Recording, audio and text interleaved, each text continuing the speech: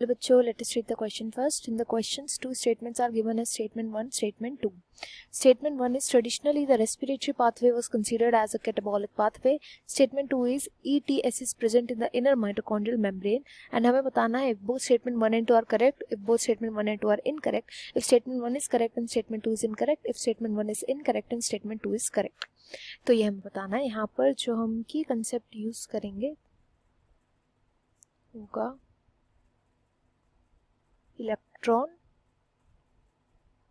Transport system, या जिसे हम ETS भी बोलते हैं, जहाँ पे स्टेटमेंट 2 में बोला गया. सबसे पहले हम स्टेटमेंट 1 की बात करें. 1 में क्या बोल रहे हैं, देखो इसमें बोला कि रेस्पिरेटरी पाथवे को पहले एक कैटाबॉलिक पाथवे बोला जाता था. तो कैटाबॉलिक पाथवे होता क्या है? कैटाबॉलिक को आप ऐसे याद रखो कि B के बाद आता है C अल्फाबेट में. B से होता है ब्रेक करना और C का मतलब होता है कैटाबॉलिक. यानी कि वो सब प्रोसेसेस जिसमें सबस्ट्रेट को ब्रेक करके बनाया जाता है, सबस्ट्रेट को ब्रेक किया जाता है, उससे नए प्रोडक्ट बनते हैं, उन सभी के सभी पाथवेज को हम बोलते हैं कैटाबॉलिक पाथवे. कैटाबॉलिक पाथवे हम रेस्पिरेशन के जो पाथवे होता है उसको पहले हम कैटाबॉलिक मानते थे. धीरे धीरे करके जब एक्सपेरिमेंट्स हमने नोटिस किया कि रेस्पिरेशन का ही वही पाथवे है जिससे हमें कार्बन डाइऑक्साइड मिलता है, हमें वाटर मिलता है एंड हमें ATP मिलता है. तो ये सब चीज़ क्या होती है? ये सब चीज़ें तो जनरेट हो रही हैं, एंड जब चीज़ें जनरेट होती हैं जिससे चीज़ें सिंथेसाइज होती हैं, उस प्रोसेस को हम बोलते हैं एनाबॉलिक पाथवे. तो हमें पता चला कि ये कैटाबॉलिक पाथवे भी है एंड ये एनाबॉलिक पाथवे भी है. तो इसका नाम रख दिया एम्फीबॉलिक पाथवे. एम्फीबॉलिक पाथवे इसका नाम रख दिया गया.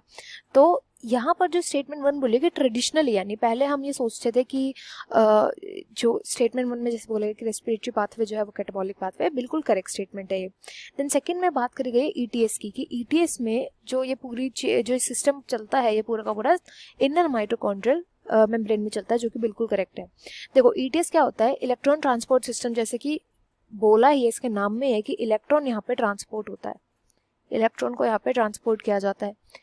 किसके थ्रू? कैरियर्स के थ्रू. वेरियस कैरियर्स प्रेजेंट होते हैं यहाँ पे, कैरियर्स प्रेजेंट होते हैं जिनके थ्रू इलेक्ट्रॉन को ट्रांसपोर्ट किया जाता है. अब ये सभी कैरियर्स जो होते हैं, जब यहाँ पे इलेक्ट्रॉन का ट्रांसपोर्ट होता है तो रिडॉक्स रिएक्शंस हमें देखने को मिलते हैं, रिडॉक्स रिएक्शंस. एंड इनका एंड प्रोडक्ट क्या होते हैं इन सभी रिएक्शंस का? यहाँ पर वाटर का फॉर्मेशन होता है. ऑक्सीजन को ये इलेक्ट्रॉन्स दिए जाते हैं, यहाँ पे वाटर का फॉर्मेशन होता है. एंड यहाँ पर NADH की एंड FADH2, इन दोनों की एनर्जी को यूटिलाइज किया जाता है, इन दोनों की एनर्जी को यूज किया जाता है. एंड ये पूरा सिस्टम कहाँ पे देखने को मिलता है? इनर माइटोकॉन्ड्रियल मेम्ब्रेन में देखने को मिलता है. एंड इस इलेक्ट्रॉन ट्रांसपोर्ट प्रोसेस के बाद अगेन देन ATP को भी प्रोड्यूस किया जाता है, ATP भी बनती है. तो सेकंड स्टेटमेंट फर्स्ट स्टेटमेंट दोनों करेक्ट है, इसलिए यहाँ पे right answer option 1. I hope you understood well. Best of luck and thank you.